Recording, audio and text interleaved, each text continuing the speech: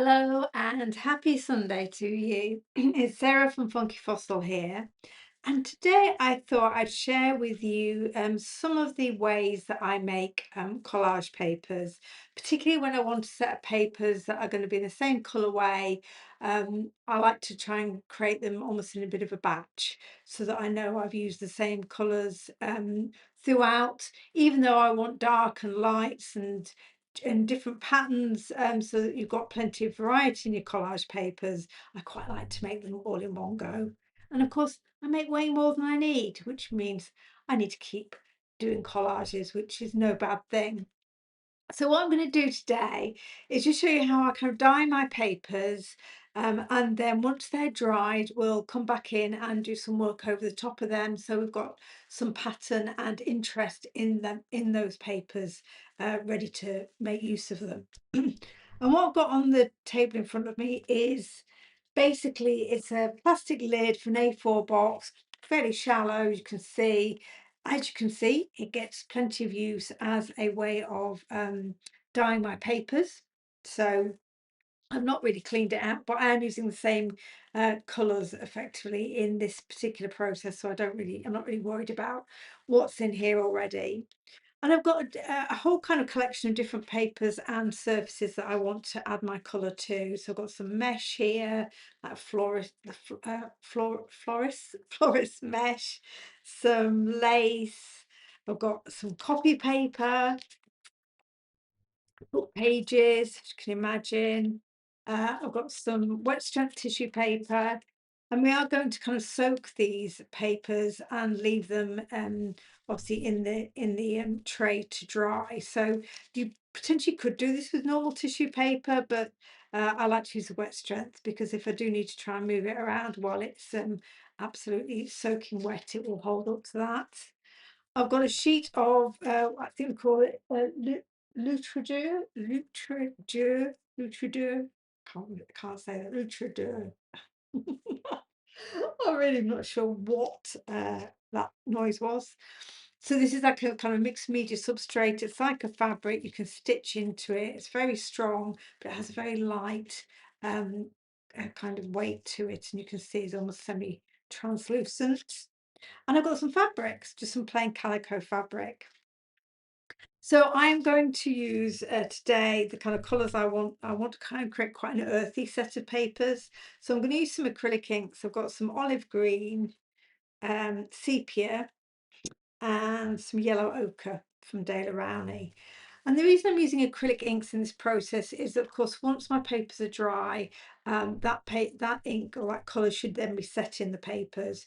You can absolutely do this process with kind of sprays and watercolour inks, but my concern with that is if I'm using it in a collage and I put mixed media put my medium over the top when I'm putting my papers down, that may reactivate those inks and it may start to move again. So the acrylic inks work for me in this kind of process because I know that that colour is going to be permanent. But the process you see me do here, you could totally do with other kind of liquid inks that you have in your stash. And of course, a bottle of water for plenty of spritzing. So I'm going to get set up to get started, and I'm going to do the second section of this really sped up because you'll see it's just very much a rinse and repeat. I'm going to be dropping some inks in, putting plenty of water over the surface, and then just layering the papers and fabrics up on top of each other. And the benefit of that really is you can never quite anticipate how the inks are going to merge.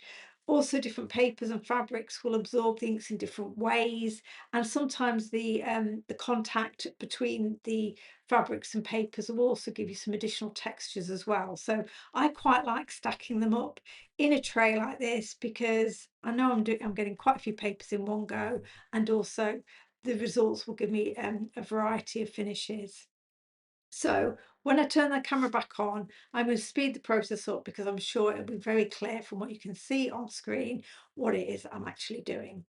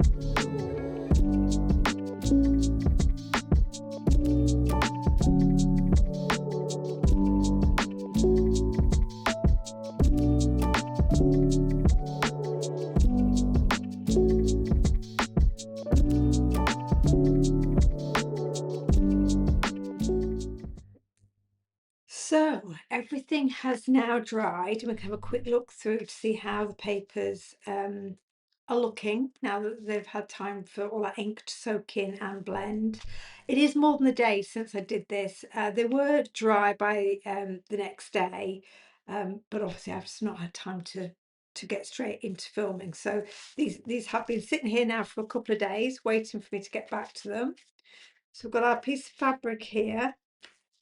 I love the fact that you've got kind of dots or splotches that haven't blended that much, but then other areas which look really soft. Copy paper, that's lovely, isn't it? Like little landscapes in their own right. Some book paper here, and you see because they were sat in the tray with the ink, they obviously kind of taken colour on both sides. We've got some very organic looking mesh now in that green. A lovely piece of ribbon with some brown and green in there. It's not ribbon really, is it lace? Um, the Luchador has taken the colour but very faintly, so it'll probably look more prominent when we put it over something white or pale, but I'll be able to work with that. That's what I really like. So some of the kind of like you see where the mesh was sitting underneath the paper is kind of giving it a different type of look. Someone's printed into it. So I just like the fact that you get lots and lots of variety, but of course everything's going to work beautifully together because we've used those same three ink colours throughout. So the different papers may have responded differently. We may have areas of quite intense colour. Um, we have creases and wrinkles which take the colour in different ways. We've got all the tissue papers here. These are lovely. like this one here. This has obviously picked up some of the colours I think that were in the tray already, so I've got a bit of purple and blue in there too. Then again, exactly the same tissue paper, but a completely different level of intensity of colour. And look at this one. That one looks really cool. Both sides of that one. And that's it. So I'm going to do some further work on top of some of these. I won't necessarily do mark making over all of them, but this is really the first step in them being able to add some further level of pattern and contrast and put them to one side as part of our stash of collage papers. Next week, I think I'll probably do, excuse me, a video with a bit of gel printing and some painted papers, because then we'll have a complete set of collage papers that we can use in a project. So to make marks or to further accentuate these papers, I've got a variety of things in front of me, as you can imagine. So I've got some stencils. I'm not going to use all of this, by the way. This is just what I pulled out in case. So I've got some stencils that I think will make nice patterns on the papers. I've got some Posca pens for mark making. I've gone for quite chunky ones here because we're not looking at getting a delicate finished piece here. We're not, in some respects, you don't want any of your papers to look really gorgeous, because if they do, you're going to find it really hard to tear them up and put them into a collage. So this is about still very loose mark making. Got some paints that I think will work on top of the colours we've got down. So I've got some sap green hue, dark green, white, and some fluid gold. I might do a bit of script writing. And then just for some mark making, further mark making options, I've got toilet roll and a lid to be able to make some circle patterns. So I'm not going to decorate all of these papers at all, but I'm also not going to decorate them all on camera. So I'm going to select a few of them, and then I'll speed up the video, just showing you how I'm adding marks on top, because it's all techniques that I'm sure you'll be familiar with. It really is just the end result in terms of how the dyed papers and the pattern making kind of work together. I've also, by the way, just to one side, pulled out a couple of book pages, just in case I end up with too much paint or want to stencil directly onto an undyed piece of paper, to have another option in my collage. So it's always good to have a few pieces of scrap paper, even copy paper, to one side that you can work on if you've got paint going spare. So I'm going to get set up, and then we'll have a little bit of a play session while we work on top of our dyed papers.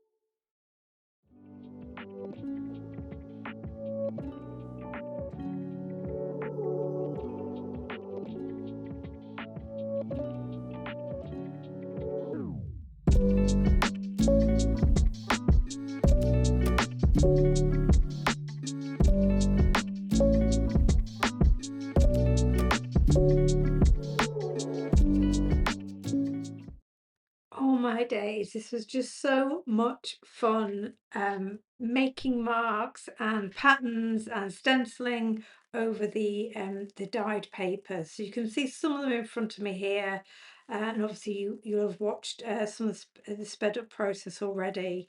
And I'm not going to talk you through them all in detail. This obviously is just the paper where that I'd used as a palette paper for the dark green paint, and obviously spread that around, and we'll be using that as well. But other than that, I think you've seen me do a lot of this, and I can still add further detail to these. I don't necessarily want to overfill them just yet, because once they're down into a collage, you can continue to work over the top of them. Obviously, any patterns on tissue paper are always great, because you get an element of being able to see some of what's underneath them. So that will be really useful. Another just kind of piece of waste paper that we've been able to work on top of. I love adding the acrylic ink, so I've used them here to make little circles. And here, this one's still wet, which is be a bit careful with the sepia ink, just to make these really abstract shapes. And nothing needs to be perfect. The whole purpose of these papers is you are going to be tearing them up and reconfiguring them into a final piece. So there'll be little elements of them, there'll be snippets that emerge in your collage, and you don't need to have created a single a beautifully kind of put together piece of paper to be able to do that. That's why on bigger papers I might use two different types of mark making, because I don't necessarily need a whole sheet of the white circles. So I've added the dots. The one paper I couldn't bring myself to make marks over was this one, because I just think it's dyed so beautifully and has got so much organic texture in it already. So I'm already starting to get favourites. And this is just some simple stenciling over the top of one of the dyed papers.